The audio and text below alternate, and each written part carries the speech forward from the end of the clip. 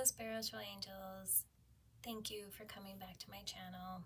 As promised, this is the reintroductory video that I was led to remake by my ancestors' spirit, if that's what you call it, and of course the divine higher power. So, I'm being asked to talk about trauma and how to move forward from trauma, and also how to rediscover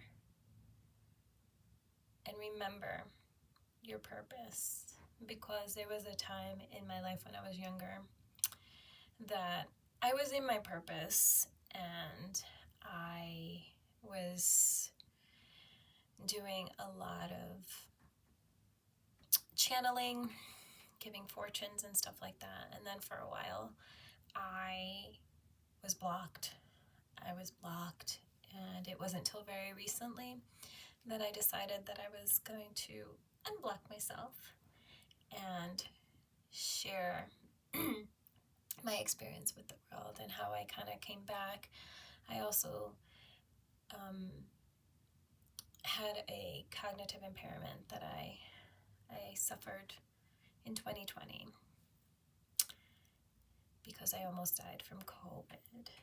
And so after that, it's just been a really wild ride spiritually, and trying to get back to myself, to that individual that I once was, with, channeling spirit and reading the cards and all that good spiritual stuff that I was gifted. A gift that's been passed down from generations in my lineage. And so spirit led me here, and so did the divine higher power. And what I want to share is that you hear all these messages, or maybe you see all these messages, and this is really, really raw because I'm not a YouTuber, I'm not a social media person, like I don't do content. This is like my first try at doing this because this is what I was led to do. And so I apologize if this is like really, really, really raw and just all over the place. Anyhow, so the beginning of my journey was a very long time ago. In my youth, I did have many, many signs of this gift, but I also had a lot of childhood trauma. Trigger warning. And so it took me a while to kind of come back to myself and be in a place where I thought that I could definitely move forward, step back into my purpose, and share my experience with the world as I was led to by spirit. And so it's been very, very, very interesting. I've had times of many blessings and times where there were a lot of not just stagnation, but a lot of just trials and tribulations and triggers and just a lot of regression and stuff like that. But I'm here to tell you that once I decided that I just was not going to put up any more with mediocrity, and I was going to step back into my purpose, and I was going to really, really, really focus on my purpose, things really, really, really changed in my life. And so that's what led me here. And I've now taken steps to kind of share my story with the world. Hopefully it helps someone out there. But I do come from a line of trigger warning, childhood trauma.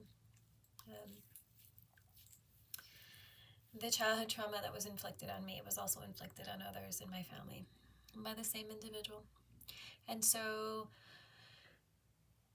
it's been it's been like the taboo.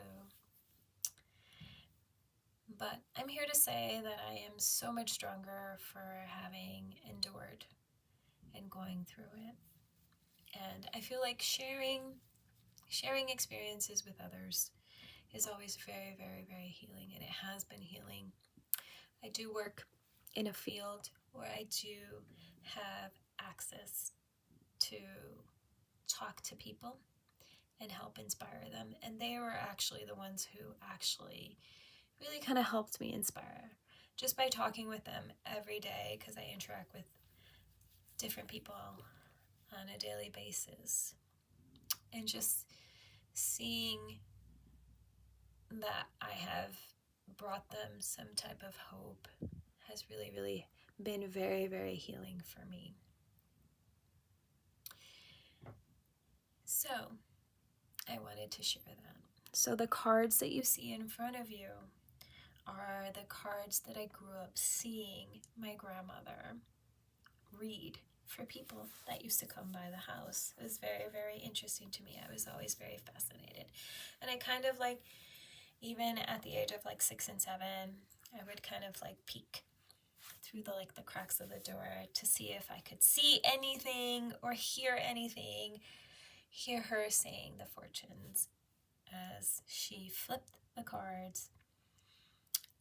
And it was very, very, very fascinating, because people would be like, oh my goodness, how did you know that? And it was very, very interesting. And so she would always pull out this deck of cards. It's a Spanish deck of cards. They call them briscas, but there is a form to read them as kind of like a tarot. And so somehow, maybe because I took so much interest when I was young, or maybe because it was just part of the gift that was inherited from that side of the family, I did inherit the gift. And so here I am. I have read the cards for several people throughout the years. I won't give away my age, but I am in my 50s. And so it's taken me a while to reach the point where I am. So it's never too late. And so I just want to share with you that it has been a very interesting journey. At times the gift has felt heavy.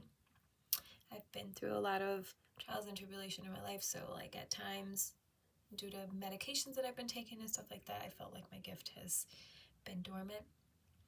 But through it all, the ancestors were by my side, and of course the higher power. And so I just want to say that trust in yourself, reach deep down inside, and pull out that inner strength that you've always had, that you've always possessed, and move forward. And if you're thinking that you want to start something new, no matter how old you are, whether you're 1 or 99, just take that step forward. I think one of my first readings was just take that step. And so just take that step, because you'll feel better. And even if it doesn't result into what you expected it to be, at least you took that step, and maybe today won't yield the results that you were looking for, but maybe in a couple weeks, in a couple months, you may get the results that you were looking for. I'm really not expecting a whole lot from this. I'm hoping that my experiences bring others comfort,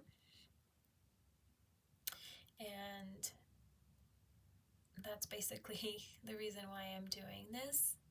I feel like every time I do post one of these videos, I do get a little bit more braver. So soon I will reveal my face to everyone, and I'll be able to say hi, and everybody will be able to connect the face with the name. I did name this channel after my great grandmother, which is my very, very faithful spirit guide. And my main spirit guide is my father, who passed away in 1990. It was the greatest tragedy of my life. And that event was what precipitated a lot of my gift coming in very, very quickly when I was 19. And I'm in my 50s now, so it's been quite a while. Anyway, what I want to, I guess, continue to say is that I've always had these cards in my possession. Not these exact cards, because I ordered these off of Amazon just to have my own to read. The ones that I possessed did belong to my great aunt, and she was a great psychic. When I was growing up, I used to call her my grandmother because it was just so much easier to explain that she was my grandmother than my great aunt, my mom's aunt. Anywho, but I hope that this reintroductory video has kind of shed a little bit of light on what I want to share with the world. Because of my impairment that I suffered in 2020, I used to be the family cake decorator, and that was something that kind of took a really, really, really big hit because I couldn't decorate cakes exactly how I used to.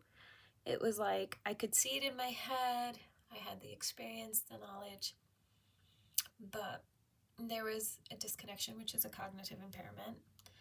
True definition of it. There was a disconnection of what was in my head and trying to create it with my hands. And that's been really, really hard to conquer. Very recently, I've decided that I'm just going to push myself and just take back that, or just push myself into regaining or relearning that ability. And it's been going pretty good. I've had some ups and downs. I'm not gonna say, but I'll post some cakes. I've only had one family cake that I've pushed myself to do. I've made smaller ones here and there for the house and stuff like that, but nothing big. But as I make family cakes, I will share them because I have been really, really practicing and kind of pushing the boundaries of the impairment. So I hope that this will be a place that we can gather and I can bring comfort to others. So I will see you soon with a reading. Many blessings.